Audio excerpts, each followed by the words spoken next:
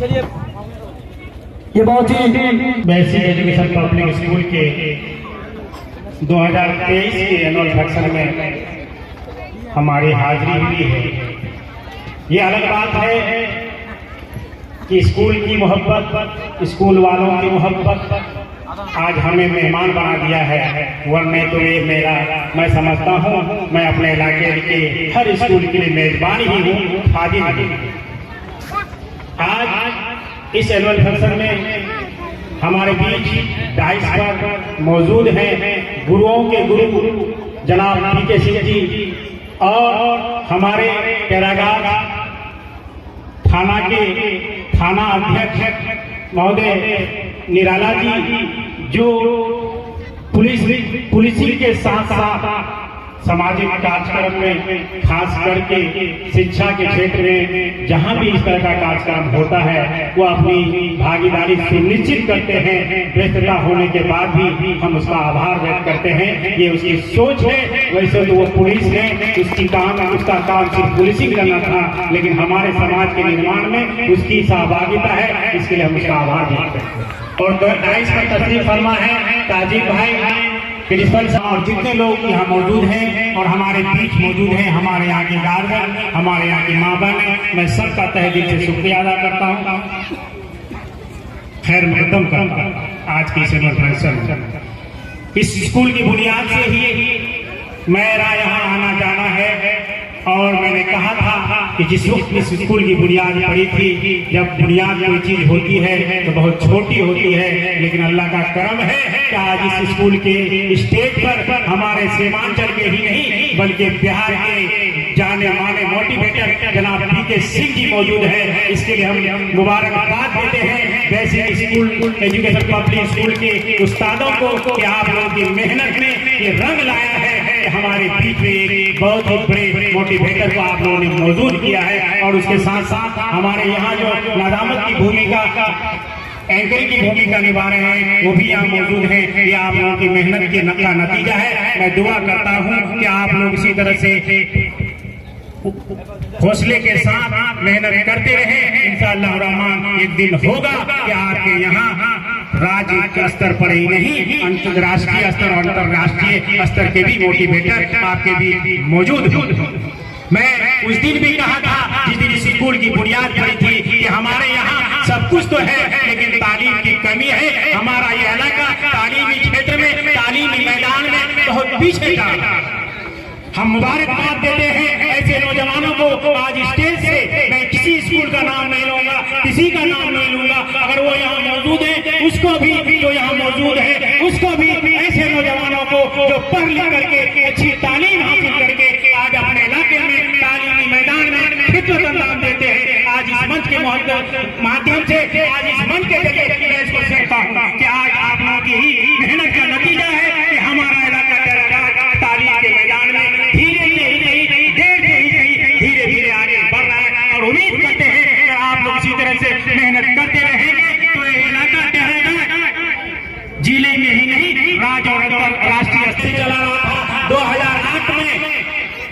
2008 में जिला स्तर पर खेलकूद का प्रोग्राम हुआ था। उसमें हमारे मुजस्सम मामा भी साथ थे। 40 बच्चे और बच्चियों को लेके गया था। उस वक्त की बात समझ में आई थी कि कैरागार को लोग नीच नजर से देखते थे इस मामले में कि कैरागार के तालीम में हम लोग बहुत पीछे हैं, लेकिन अल्लाह का, लेकिन उस वक्त भी हमारे बच्चों ने, हमारे उस्तादों की मेहनतों ने पूरे जिले में सेकंड नंबर आया था। मैं उम्मीद करता हूँ कि हमारा कैरागार प्रखंड का बच्चा अब जिला में फर्स्ट करेगा और वो दिन दूर नहीं के इंशाअल्लाह वो करके रहेगा और इन्हीं नौजवानों की मेहनत से होगा। लेकिन तालीम के मैदान में अगर आगे बढ़ना है, अभी सर ने बताया कि 90% स्टूडेंट पर, 7% टीचर पर और 3% माँ बाप पर है। हम समझते हैं ये 3% वाले जब तक नहीं जाएंगे 90 और 7% वाले कामयाब नहीं होंगे। भले ही जिम्मेदारी में परसेंटेज 3% ये माँ बाप का, लेकिन अगर ये आगे बढ़ेंगे तो 3% आगे बढ़ेंगे तो 7% आगे बढ़ेगा, 7% आगे बढ़ेगा तो 90% जो हमारे बच्चे हैं वो भी सोच लेंगे कि हमें भी पूरी करके दिखाना है। तो इंशाअल्लाह रहमान हमारा बच्चा कामयाब होगा। मैं तो कहता हूँ कि पूत सपूत तो धन का है, पूत का पूत तो धन का है। मैं अपील करता हूँ ऐसे माँ बाप से, आप अपनी इमारत को खड़ा सकते हैं, बिल्डिंगें खड़ा कर सकते हैं, जगह लेकिन अगर हमारा बच्चा सपूत नहीं निकला, हमारा बच्चा पढ़ लिख करके अच्छा इंसान नहीं बना तो फिर धन दौलत किसी काम का नहीं। हमारे बीजेपी थाना अध्यक्ष महोदय ने बहुत इशारे में बहुत कीमती बात कहा है कि हमारे यहाँ पारिवारिक कलह की वजह से हमारा धन दौलत सुख शांति सब बर्बाद हो रहा है। मैं तो प्रतिनिधि राजनीतिक तौर पर आज बना हूँ, इससे पहले भी समाज से जुड़ा हुआ हूँ। हमारे समाज का, हमारे घर का, हमारे परिवार की गहरी कमाई हमारा बेटा, हमारा भाई दिल्ली, पंजाब, अहमदाबाद में रह करके दिन रात मेहनत करके पैसा कमाता है और हम घर में रह करके आपस में उलझ करके उस गहरी कमाई को, उस परेशानी की कमाई को कोर्ट कचहरी थानेदारी में बर्बाद करते हैं। ये सोच क्यों है हमारे यहाँ? इसलिए है कि हमारे यहाँ सही शिक्षा नहीं है। जिस दिन हमारे बच्चे शिक्षित हो जाएंगे, हमारे बाप दादा ऐसा करके चले गए, आज हम भी ऐसा कर रहे हैं, क्या हमारी आने वाली नस्लें भी ऐसी ही करेंगी? क्या हमारी गहरी कमाई इन्हीं चीजों में बर्बाद होगा? नहीं, कभी नहीं होगा। तो तब नहीं होगा जब हम अपने बच्चे को एक अच्छा इंसान बनाएं। अगर हम ये समझते हैं, बहुत लोग मिसाल देते हैं कि फलाना का बेटा बीए कर लिया, फलाना का बेटा बीएससी कर लिया, लेकिन पढ़ लिख के बेरोजगार है। बात बिल्कुल सही है, बेरोजगार हो सकता है, लेकिन उसकी जिंदगी गुजारने का तरीका हम जाहिल से बेहतर होगा। कुछ ऐसा करेंगे तो हमारा राष्ट्र का नाम होगा और हमारा नाम होगा। और माँ बाप को भी चाहिए कि हम अपने बच्चों को सिर्फ इसलिए ना पढ़ाएं पढ़ लिख करके रोजगार नहीं मिलता, सरकारी नौकरी नहीं मिलती। अगर बच्चा पढ़ा लिखा होगा तो पढ़ लिख करके सरकारी नौकरी के बगैर भी बहुत कुछ कर सकता है।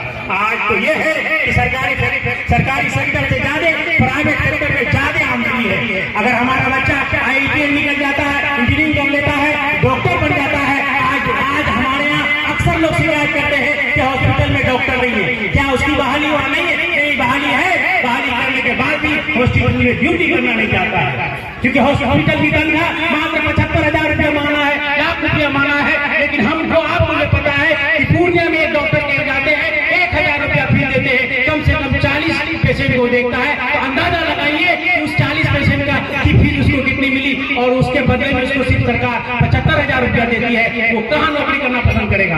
अगर आपके घर का बच्चा होगा तो क्या कहिएगा उसको कि वो 40,000 रुपया पर डे कमाए या 75,000 रुपया महीना में जाके कमाए? यकीनन आपका जवाब होगा कि जहां आमदनी ज्यादा होगी वहीं पर हमारा बच्चा काम करेगा। इसलिए ये सोच लेना कि सरकारी नौकरी नहीं मिलती है, हम अपने बच्चे को अगर पढ़ाई से दूर रखते हैं तो ये हमारी गलत फहमी। और सबसे बड़ी बात है, चाहे आप किसी भी धर्म के मानने वाले हो, सब धर्म में ये कहा गया है कि बच्चे को तालीम दी। और खास करके यहाँ अक्सरियत, ये इलाका अक्सरियत के तौर पर मुसलमानों का है। अगर आप बच्चे मुसलमान हैं, अगर इस्लाम पर यकीन रखते हैं, अल्लाह और रसूल पर यकीन रखते हैं, तो फिर अल्लाह के रसूल ने कुरान और हदीस ने कहा दिया कि तलबुल इल्म फरीज़तुन अला कुल्लि मुस्लिमीना वल मुस्लिमा, कि इल्म का तलब करना हर मुसलमान मर्द और औरत फर्ज है। और एक बुराई हमारे यहाँ और भी है जो अब कुछ कम होने लगी है। हमारे यहाँ बेटों को तो पढ़ाना चाहते हैं, बेटियों को पढ़ाना नहीं चाहते। लेकिन अल्लाह का करम है, अब वो मिजाज बन रहा है, वो माहौल बन रहा है, या बेटे के साथ साथ बेटियों को भी पढ़ाना चाहते हैं। इसलिए हमारी ये जिम्मेदारी है एक अच्छे माँ बाप की कि हम अपने बच्चे को दौलत देने से पहले,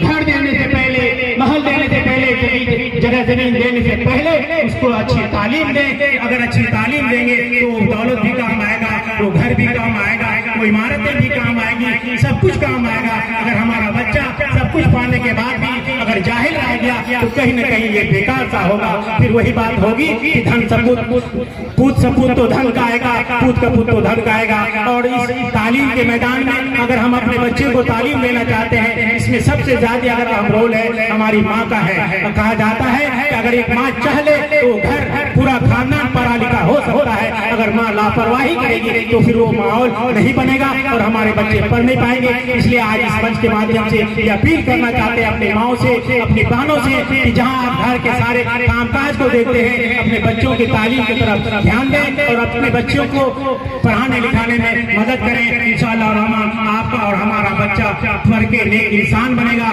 जब एक इंसान परिवार में बनेगा तो समाज भी नेक बनेगा, फिर इलाका भी नेक बनेगा। इंशाअल्लाह हमारा देश भी महान बनेगा। इन्हीं चंद बातों के साथ विराम लेने से पहले फिर मैं बेसिक एजुकेशन पब्लिक स्कूल के तमाम असातिज़ा कराम, इसके डायरेक्टर, चेयरमैन और यहाँ के गार्जियन को दिल की गहराई से मुबारकबाद देता हूँ और दुआएं देता हूँ कि आप इसी हौसले के साथ मेहनत करते रहें। आप मेहनत करते रहें, अगर मेहनत का सिलसिला जारी रहेगा तो इसका नतीजा भी बेहतर से बेहतर होगा, तो चंद सालों में भी वो नतीजा आपके सामने है। बहुत बहुत शुक्रिया, धन्यवाद। बहुत बहुत शुक्रिया।